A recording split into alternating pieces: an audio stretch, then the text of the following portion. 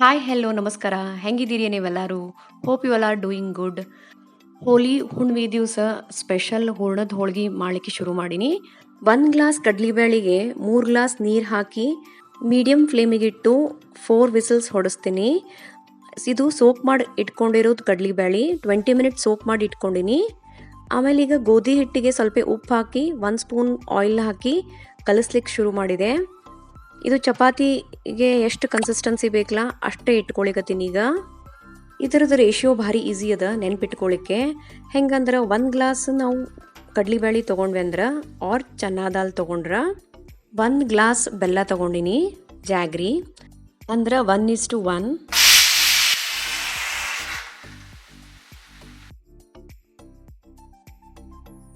Four whistles ಆದಮೇಲೆ ಸ್ವಲ್ಪ cool down ಆದಮೇಲೆ ತೆಗಿಲಿಕತ್ತೀನಿ ಕುಕ್ಕರ್.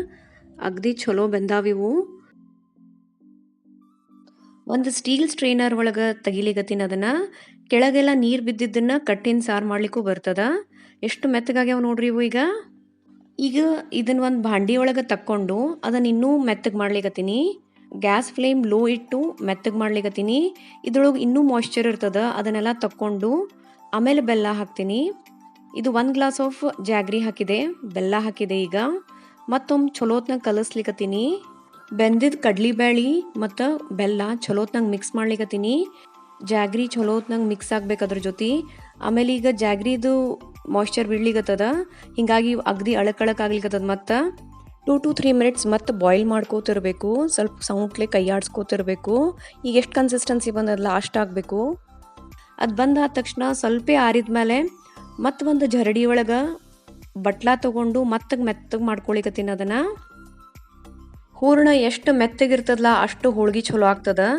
ಅದಕ್ಕೆ ಈ ಜರಡಿ ಒಳಗೆ ಕೆಳಗಿಂದ ಹೂರ್ಣ ಬೀಳ್ಲಿಕತ್ತದ, ಆ ಮೆತ್ತಗಂದು ಹೂರ್ಣ ಯೂಸ್ ಮಾಡ್ತೀನಿ. ಕೆಳಗೆ ಎಷ್ಟು ಚಂದ ಬೀಳ್ಲಿಕತ್ತದ. ಗ್ರೈಂಡರ್ ಯೂಸ್ ಮಾಡ್ಲಾರ್ದ ಜರಡಿ ಒಳಗೆ ಚಲೋತ್ನಂಗೆ ಮೆತ್ತಗೆ ಮಾಡಿನ ಅದನ್ನು, ಹೀಗಾಗಿ ಚಲೋ ಬಂದದದು. ಆ್ಯಕ್ಚುಲಿ ಇದ್ರದ್ದು ರುಚಿ ಭಾಳ ಚಲೋ ಇರ್ತದ ಮಿಕ್ಸರ್ ಗ್ರೈಂಡರ್ ಒಳಗೆ ಹಾಕೋಕ್ಕಿಂತ. ಈಗ ಎಷ್ಟು ಮೆತ್ತಗೆ ಬಂದದ ನೋಡ್ರಿ ಹೂರ್ಣ.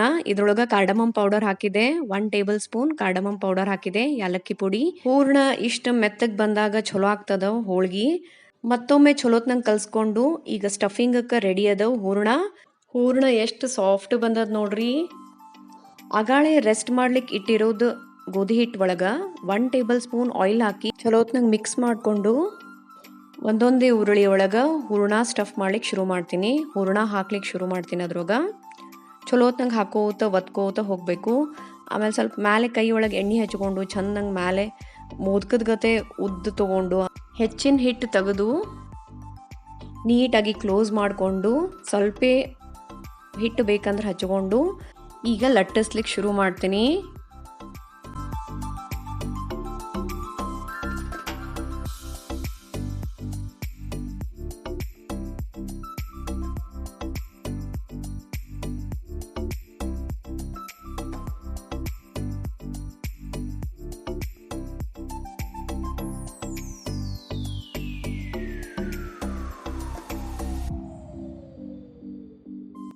ಮೇಲೆ ಸ್ವಲ್ಪ ಎಣ್ಣೆ ಹಚ್ಚಿ ಹಂಚಿನ ಮೇಲೆ ಹಾಕಿದೆ.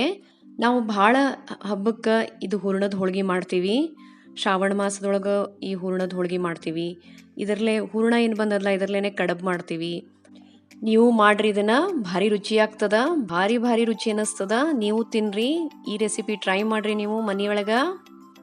Chana dal is rich in protein, so ಮಕ್ಕಳಿಗೂ ಕೊಡ್ರಿ ತಿನ್ನಲಿಕ್ಕೆ.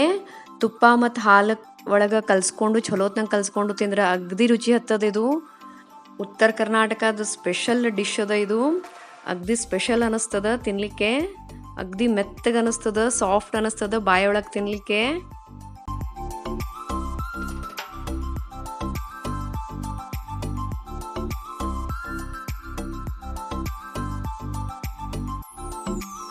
Happy Holi to every one.